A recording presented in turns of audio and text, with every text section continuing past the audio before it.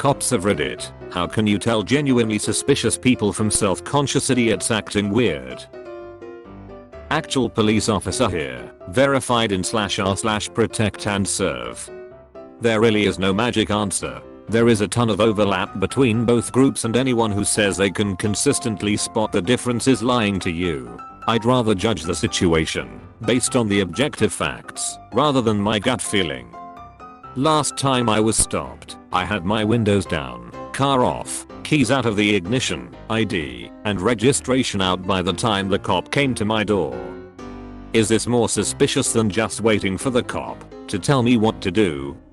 Yes. Don't reach around the car before the officer walks up to your driver's side. Every cop looks for that and thinks you're either stashing something or potentially trying to access a weapon. Keys on the dash, overhead light, window down, and wait for instructions. If they ask for your license or registration, verbally say where it is before you reach for it.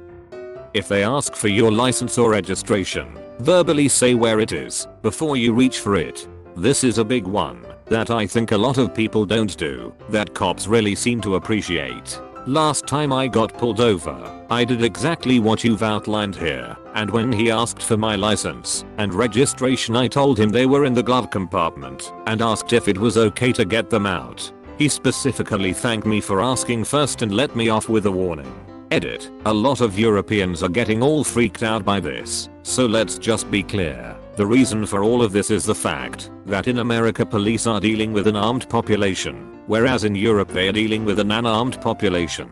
It's the difference between herding sheep and herding some other herd animal that might kill you. Obviously the people herding sheep will be more chill about it. I don't want to make this a political debate, but personally I would much rather have police on edge than have the government force me into being defenseless. To me and many other Americans, it's mental that Europeans have no means of self-defense and are totally okay with that. So just keep in mind that this is a two-way street, and to us, your situation is just as insane.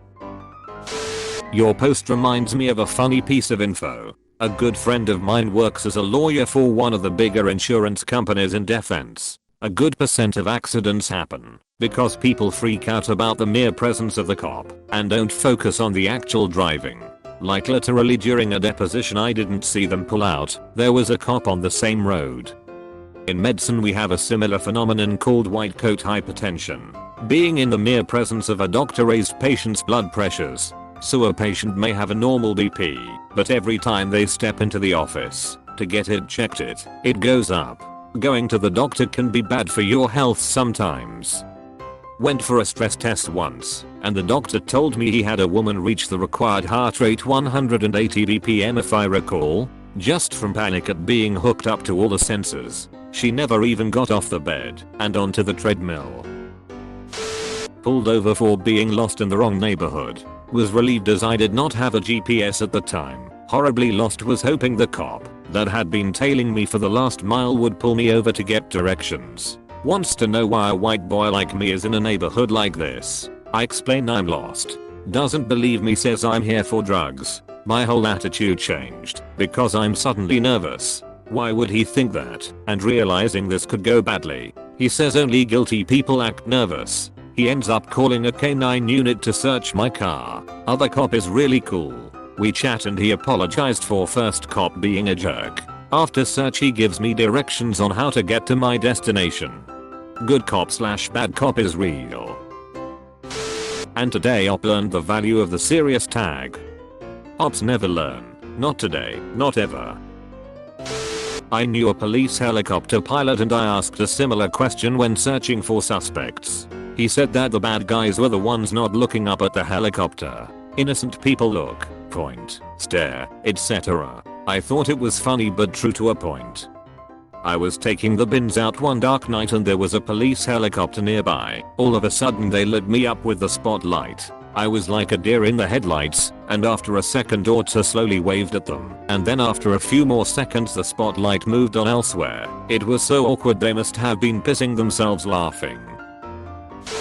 I got pulled over for speeding on Canada Day on my way up to a tour from Toronto. I did the usual routine of pulling over somewhere safe, taking the registration out, and putting both hands on the wheel at 10 and 2. The cop approaches, and I ask if it's okay for me to reach over and turn down the music, which I forgot to do. He starts laughing and says okay. He tells me to put my hands down, since I'm making him nervous. I'm like, you're making me nervous. Back in Toronto, I don't take any chances and the cops are usually appreciative. But they have never told me to relax. It's best to err on the side of caution with Toronto police. But the out of city cops are usually pretty laid back. We had a good old Canadian laugh, wished each other a happy Canada Day, and then he gave me a ticket for 115 and a 100. Sigh. Had a happy Canada Day, eh? Same to you, man. Oh, and sorry, here's your ticket for 115 and a 100. Oh, sorry. At least that's how I imagined it in my head. I'm one of those jumpy people. I've been pulled over and screamed at, why are you so nervous? What are you hiding? And another time, the cop was very nice and just said, relax, it's just a ticket. Are you okay? Do you want to catch your breath? Not a big deal. Take a couple deep breaths. Buddy's super friendly and helped me relax. I get anxiety in those situations without any real cause. I just get really nervous. It's crazy how differently cops can handle the situation in the exact same circumstances, just one was nicer or trained better. I've only had one bad instance with a cop who was convinced I was up to no good.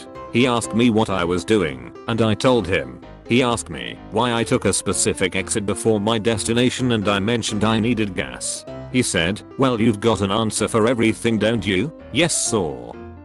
It's not that difficult when it's the truth.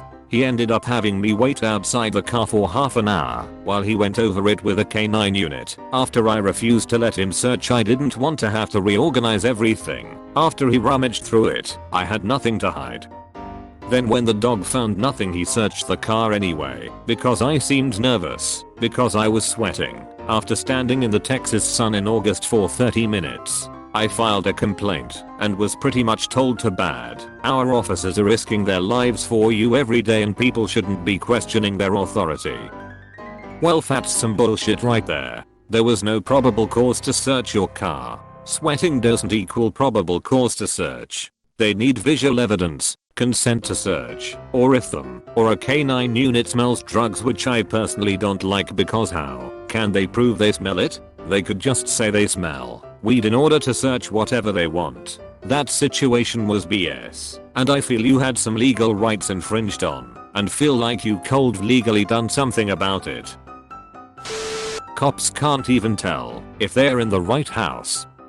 Just throw a grenade in the crib and ask questions later. Thank you very much for watching. I hope you enjoyed the video. Please subscribe to my channel for more curated daily Reddit stories.